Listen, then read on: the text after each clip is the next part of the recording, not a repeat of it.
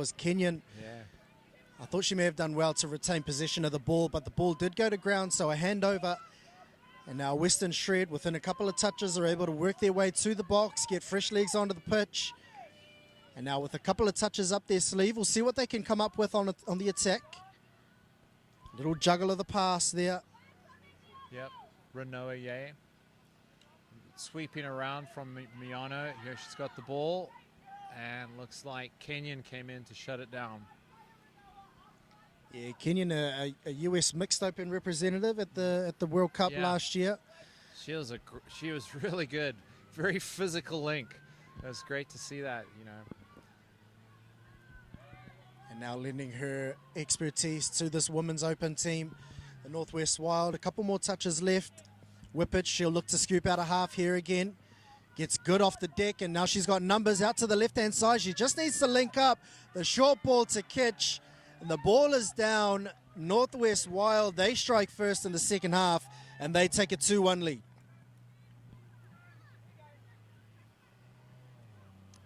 Just electrifying pace out of dummy half. It was the woman you said, wasn't it, Steve? Yeah. Justine, JT Whippich, out of dummy half and able to link up there. Just excellent acceleration through the gap. Yep, and I have to wonder if, there's because the Wild are able to start rucking out unimpeded and getting across the halfway and deep into the opposition half. And again, I just wonder whether that second phase is on for the Western Shred. But now Sheeran will look to get herself involved in the middle, looks to get the quickie, and gun the outside hole. She dives over, and the touch was made from Link. It was a great touch. I think that was Gabrielle Kim there shooting in from Link, and it was an important touch that had to be made because I think that was ball down if not. Yeah, exactly. Looks like there's been a slight shift from the Shred to just single shooters.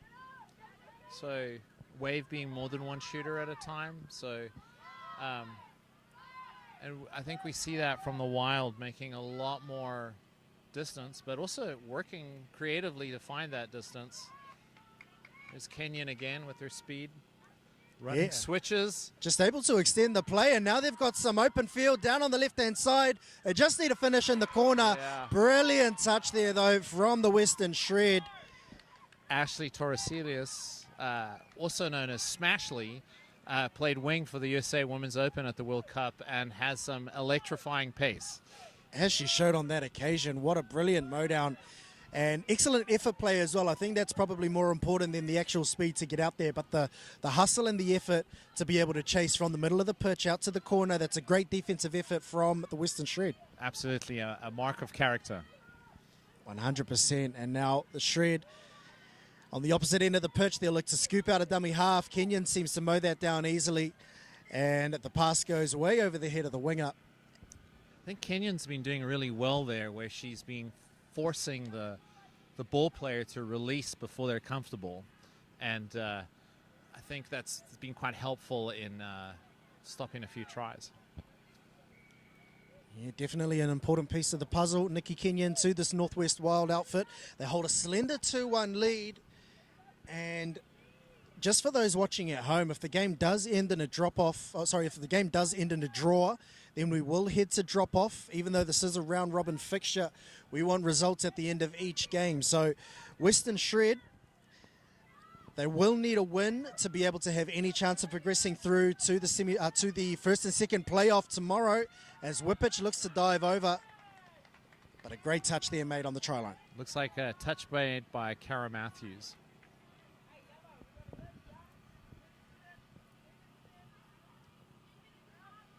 Now that's Milanes in the middle of the field looking to direct traffic. Whippich setting the platform. Milanes out of dummy half. She looks to her right, looks to her left, offloads, and that's great press defense there. Really pressured the pass and shut down the options here.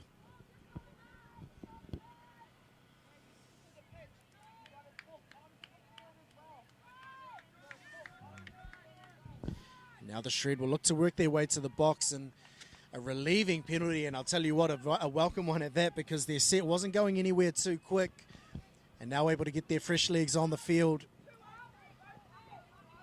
Yeah, And- one of the important things on a wave defense is you can't approach until the half's hands are on the ball, and that's one. I would say this is kind of interesting to me because I would say wave defenses haven't been that common in the States. It's way more common to send single shooters, where we've seen a lot of the women's team run wave defenses. So perhaps something they're adjusting to and getting used to some of the finer points. Yeah, it's definitely a handy tactic to have in your toolkit, being able to really push forward and then shut down the options on either side of the ball carrier, isn't it, Steve? Which is what you're alluding to with that wave defense. It really limits the options of the team that are, doing the yardage off their own try line. You've just got to be fit enough to do it. There's nothing that'll wear you out like doing wave defense for 40 minutes. So it's probably one of the things that gets a lot of teams to go directly to the box instead of going direct up the field, because you need to get a lot of fresh legs on to do wave all the time. Definitely, yeah, absolutely right. Well, back in my day, as we see the Western Shred looking to ruck the ball up towards the middle of the field. And within a couple of touches, they're approaching the halfway line, although the Northwest Wild, if they have anything to say about it, they'll keep the Western Shred well within their own half and contained. And now Sheeran looking to work the ball up the middle of the field, working in tandem with Torresillas. The platform's been set. Sheeran out of half, just looking for the hole. And a little bit of scramble defense there from the Northwest Wild, but able to snuff that out in the end. Exactly, yep. Layla Shokat taking touch one. Yeah, really one of the workhorses of this team, isn't she, Layla Shokat? She's been happy just to pull up her sleeves and ruck the ball up the field or set the platform for the Northwest Wild. Not too concerned with, being the one to throw the pass as Kenyon looks to scoot from half, some electrifying pace out of half. And she has gone down. I think just getting some legs tangled up there. Great cover defense by Ashley Torresillas. It's looks like she's trying to walk it off. I'll tell you what, that's probably a sprint race that a lot of US spectators would be happy to see. And Kenyon, let's hope she's okay.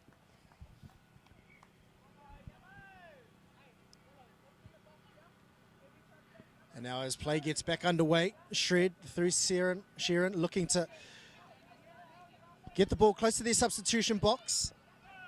And now they'll get Bindon on the field. They seem to work well in tandem, don't they, in terms of operating alternating combinations there, yep. Bindon and Sheeran. Yeah, absolutely. Close personal friends outside of touch as well. So I think they've sort of got a bit of a hive mind going on where they're very effective. And they're both teammates, obviously, at the LA Royals Women's Touch Club, which has historically been one of our strongest women's touch clubs in the States. I think regularly in the finals for the USA National Championships. Yeah, definitely one of the powerhouses in the US touch scene as the sweep comes around. Looking to get the play on call. It was a long way. They had to backpedal back to the 7, back within the 7, a couple off the try line. And the touch there called on Cara Matthews. Now Bindon again, really looking to direct traffic. They'll look to send the sweep around again. There's Matthews. Just looking for the sequencing play, looking to run the follow, the return ball. And now they've got numbers. Bindon, draw and pass. And that's a brilliant, well taken try there from the Western Shred. They set it up early on the first touch and then able to strike with that sequencing on the next touch. So some great coaching and some great execution out on the field, Steve. Beautiful. Poetry in motion. I just love seeing a good try that's being scored just by moving the ball through the hands. That was lovely. And it was almost like a bit of a 1-2 punch there from the Shred. They looked to run the sweep from Matthews and dive on the outside just to get that defense just to lock in a little bit more. And then on the ensuing play, able to run that return ball. Beautiful catching and passing from Bindon in particular. And then they cross out to even this game up at 2 apiece. So the Wild coming up with another unforced error. And if the audience from around the field are watching, if they have their wish, this game's going to a drop-off at the end. I think that would be pretty exciting. I think they've got some fit, fast players with great passing that would make a drop-off quite exciting. And if you are unfamiliar with the drop-off procedure, Each team will begin with 4 players. If the game does end in a draw, each team will begin with 4 players in an extended period of time. And after 2 minutes, they'll drop down to 3 if the scoreline is still tied. So a part of touch that is definitely unique, something you don't see in many sports with their extra time period. So I think that would be something that would be quite interesting to see there, Steve. Yeah, absolutely. Especially after a high-intensity game, I think the commentators and the crowd would like to see a drop-off. I'm not sure the players would, but I think this is a long day, but I think we might be headed towards one. Yeah, as you mentioned, 12 games. This is the 12th game, I should say. And so the players, playing in 100-degree heat earlier this afternoon may not be happy about that as the scoop comes. Was the touch made? No, it wasn't. Northwest Wild through Shokat, and that is a well-deserved try for her. She's done a lot of the donkey work, rucking the ball up the middle of the field. Absolutely. And then she's got a reward there. She gets Northwest Wild into the lead. Yeah, that's a great result for Layla.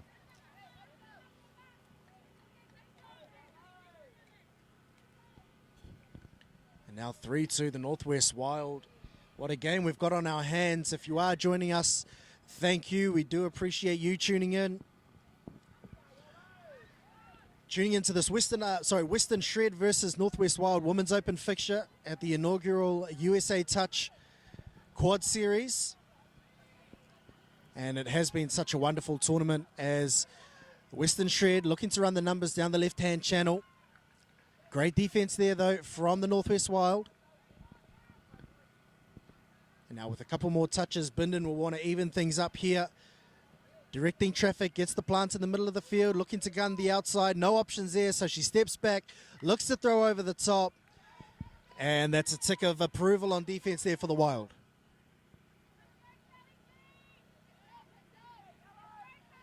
You just wonder what more they've got in the tank here, the Western Shred. They're trying to apply a little bit of pressure with some sort of half-hearted wave defense. They've got a couple of shooters and then followed by one. And now with the 5th touch coming, the strike touch, that's a great drive there. On the scoop. Laura Milanes, she's set some great platforms throughout the entirety of the first half. Set another one there for Whippich to come out of half. And then as a result, the referee says back to 1. There was a Western Shred hand in there.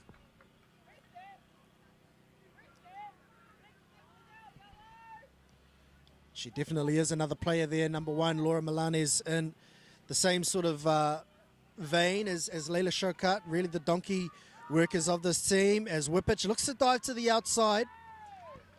The touch is being called, though. Looks like they're trying out a couple different options there with the quickie on the link.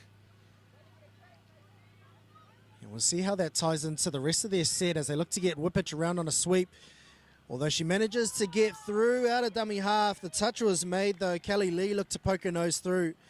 But Western Shred, that was excellent identification and able to snuff that one out as well.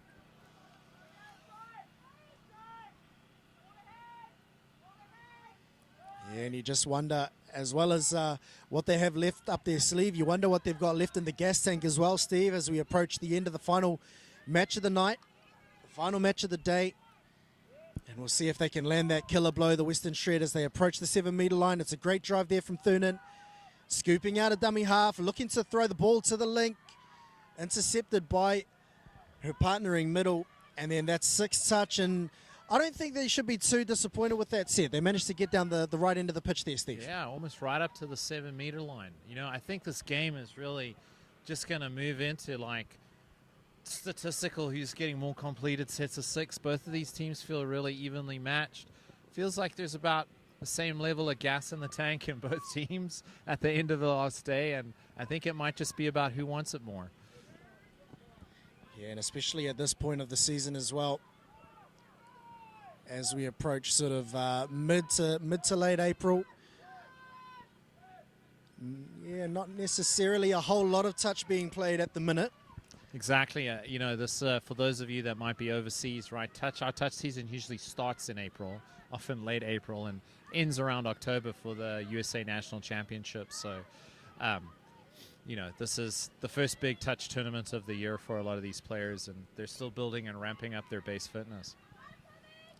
Yeah, and we can we'll see who's been doing the work in the off season as Sharon looks to scoop out a half. She's one that's all heart. She scoops and just needs to find an extra player. Manages to find one. Was the touch made there from the Wild? Yes, I think it was. And so as a result, a touch and pass perhaps, or a dummy half call. And that was probably one of the last shots they'll have throughout the rest of this game. Yeah, it'll be interesting to see where this drive goes. You know, you've got to make the most of your chances. And this might be one of the last few chances for the Wild. Lizzie Witter with an incredible drive. She's making the most of those chances. And unfortunately, was that ball to ground? Yeah, it was. So ground. if you are watching one of your first games of the day, that sort of pulsing beat that you can hear in the background, that's the indicator that there's only 30 seconds left. And so if Western Shred want to even this game up, they got to go pretty smartly. As Sharon hears that, you can see the urgency in her movements. Was she onside? She was, dummy half. The referees allowing that to play through, perhaps losing count themselves. Western Shred with one more shot at it, one more throw at the dice. It all comes to naught, unfortunately, for them. And the Northwest Wild escape, a lucky one. They were down early 1-0. They've managed to pick it back, stay in the grind, and they escape with a 3-2 win. Steve, an entertaining match to finish the day. Absolutely. And I think all the players are excited to finish the day at this point. I think it's been a long day, but it's been a great day. I think this event has been a huge success with the goals of producing an event where we get more meaningful minutes of high-performance touch. And it's produced that, and I can tell from chatting to the players around the park what a great time they've had. Yeah, definitely. I've had the same experiences walking around and having a chat with some of the players. Just the opportunity to play more meaningful minutes at the elite level is definitely a win, something that they can get outside of a Nationals or outside of a World Cup tournament or another international tournament is definitely a win, and hopefully will only grow the game for the United States and able to stage a few more of these moving forward. But that is the end of our live stream coverage for the first day of the 2025 USA Touch Quad Series. Join us again tomorrow where we will come back with the third and fourth playoff as well as the all-important first versus second playoff. Thank you for joining us. We're signing out for the night. Good night.